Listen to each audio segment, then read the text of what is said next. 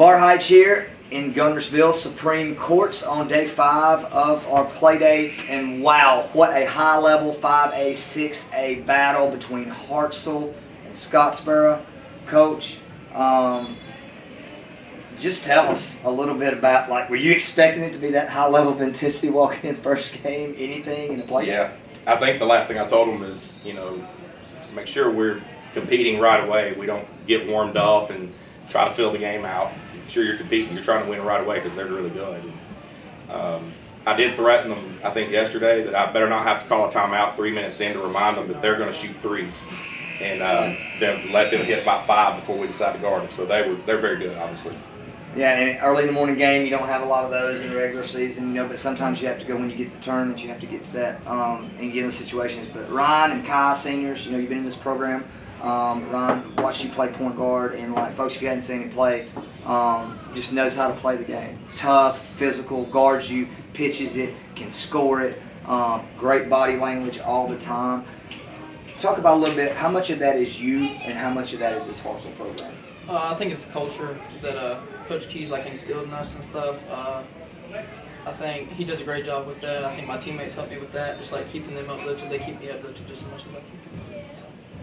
So, senior leader, you've been through this thing. There was a lot of times out there on the floor, you watch him, he's the point guard, but you're also kind of sneaky leading over there on the side, making big shots when you have to.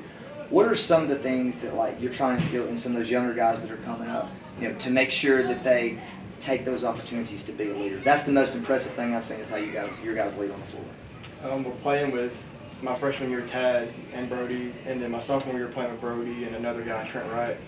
And all they did was preach to us, shoot the ball, shoot it, and Brody was probably the best at it. He was just telling you to shoot it every time. He's good at it.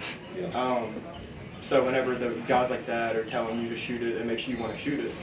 And I know how it made me feel and made me more comfortable to play in bigger games. So if I can get the young guys on my team to be like that, I think we have a good shot. Kids out there, potential leaders out there that your coach wants you to be more vocal, wants you to step up. Those young kids need to hear you be confident all the time. The fundamentals, Coach. We talked before the game just about how important the fundamentals were. And 9 years ago when you got to Hartselle, you saw that you were going to have to be superior, in that element of the game. How much work? Is it a different practice schedule every day? Are there 3 key ingredients that each one of your players offensively you want to have them have? Pass, dribble, and shoot, yes, but on the spot. Explain about your offense and spacing and just how your view on basketball is. Well, so you hit just about all of it, but yeah, player development's a big cornerstone of our program. It had to be because we realized pretty quickly over there, just being able to knock a shot down, there's a spot for a kid like that. But it's minimal at 6A level because you got to be able to guard and you got to be able to put it on the floor some, handle some pressure. If you can develop 2 or 3 guys that can do that, you got a shot. But if you got 4 or 5 at 6A level, then you can take advantage of some matchups all around the floor. I mean, there were times where Kiah had maybe the fourth best defender today, and he was able to just get his way to the rim and go score because they're attracting attention or whatever. So, for me, the way I think is if I'm playing with 3 or 4 guys on the floor that have great skill, can stretch the floor, I don't have to be a great player because the help's not going to come. They're going to have to stay attached, and it's going to let me be able to play in space a little bit more. And that's exactly the point. We've got to start teaching more about how to play in space, how to play off 2 feet. Okay, right. So you guys are getting some attention, not the offers that probably are going to be coming from colleges yet. What do you have to do between now through this June and these play dates getting better and then before the season? What part of your game and your game do you need to expand on so to make you more attractive to colleges? I think a lot of it for me is just staying in shape and being in shape all the time. I need to be on the floor a lot, I run a lot, get on transition a lot, stuff like that. So I think the biggest thing for me is just staying in shape. Obviously shoot the ball just a little bit better too. I got to get in the weight room. Yeah. If I can put on a few more times. I put on 8 since we lost back in February. I've put on 8 pounds, back up to 160. So if I can get to about 170, 175, I think I can finish a little better if I can get a few more pounds on. Bro, we got the same issue, but so 3 peanut butter jelly sandwiches after 3 o'clock is what Joe Height said, and then it was 2 Cardinal milkshakes. Oreo was my favorite, at least after that time too. Coach, okay, let's talk about team goals. You know, this team has been knocking on the door. Anybody that knows, when you come watch these, they fundamental play defense.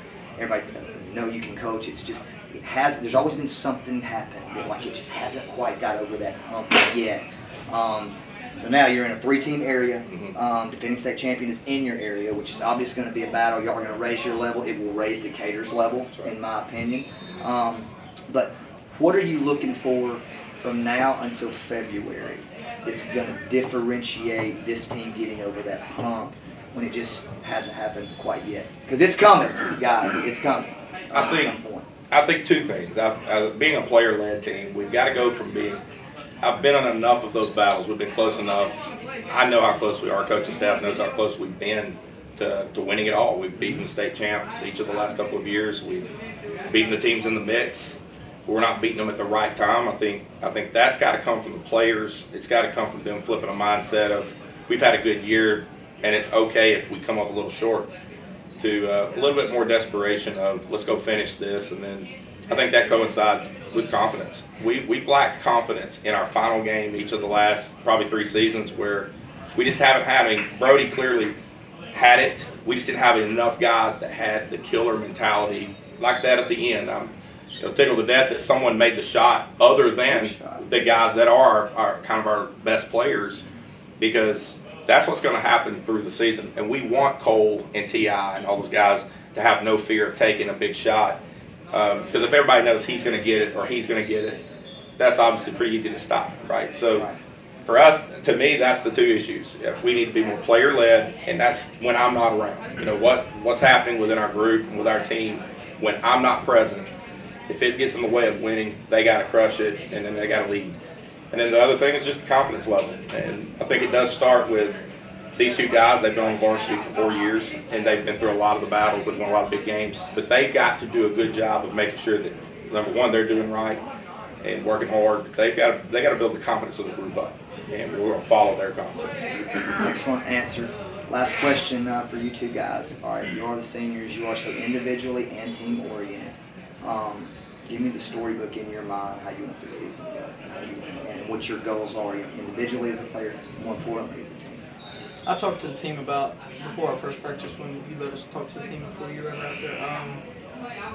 I talked about I wanted this to be the most together group that we've had. I think, obviously, like you're talking about like, getting over the hump, like we've been really close. Like my freshman year, it was a regional final. Sophomore year, what did we win?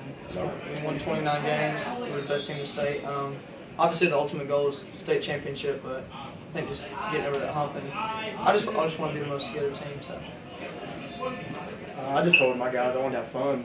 Yeah, man. I mean, you don't always get the high school experience. It's not the same in college that I've heard. And I won't get to play with any of these guys again probably in my life. So I just told them I wanted to have fun, and wherever we got, like if we get to the Final Four, if we win the state championship, I'm all for it. I want to win the state championship, but I want to have fun at the same time and not put too much pressure on my last year. Well, they just won on a buzzer beater against a great 5, going to be 5A Scottsboro team. And everything that they just said just happened. You trusted your teammates, you made the play, you pitched it. That confidence is showing.